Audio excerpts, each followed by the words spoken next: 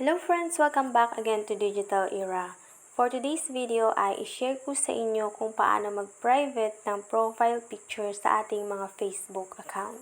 So meron tayong iba't ibang rason kung bakit natin siniset as private yung ating profile picture sa Facebook account. Pwedeng personal reasons, ayaw nating may nagla-like or comment sa ating profile dahil hindi ka confident sa profile picture. Pwede namang privacy reasons, gusto nating protektahan ang ating privacy, or personal security para makaiwas tayo sa mga issue. So, meron tayong iba't ibang rason kung bakit gusto nating iset yung ating profile in private. Kung paano gawin ito, tuturuan ko kayo. But before we get started, please don't forget to support my channel by clicking the subscribe button and also hit the notification bell for you to be updated on my next video. So without further ado, let's get started. So open natin yung ating Facebook account and then from here, itap natin sa ating profile picture.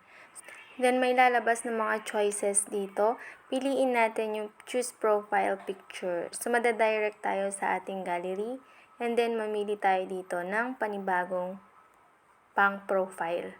Let's say for example this one, so pwede natin siyang i-crop. Okay, pwede rin tayo mag-add ng frame. And then once you're done guys, itap natin sa my save.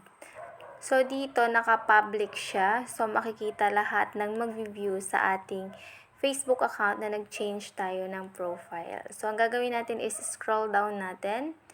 Okay, so nakapag-change na tayo ng ating profile picture.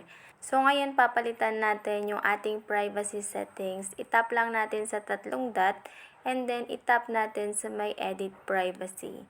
So i-change natin from public, itap natin sa may only me. Alright? Ganun lang kadali guys mag-change from public to private.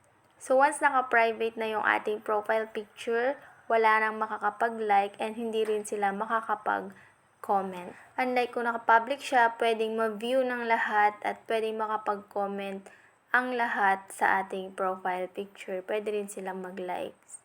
Kung gusto rin nating i-private yung dati nating profile picture, so i-visit lang natin.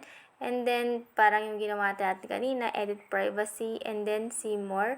And then, itap lang po natin sa my only me. Alright guys, that's all for now on how to make our profile picture private on Facebook. If you have any other questions, suggestions, recommendations regarding this, feel free to send me a message down below and I will get back to you as soon as possible. Thank you so much. Maraming salamat. Agyamanak. See you on my next vlog. Bye!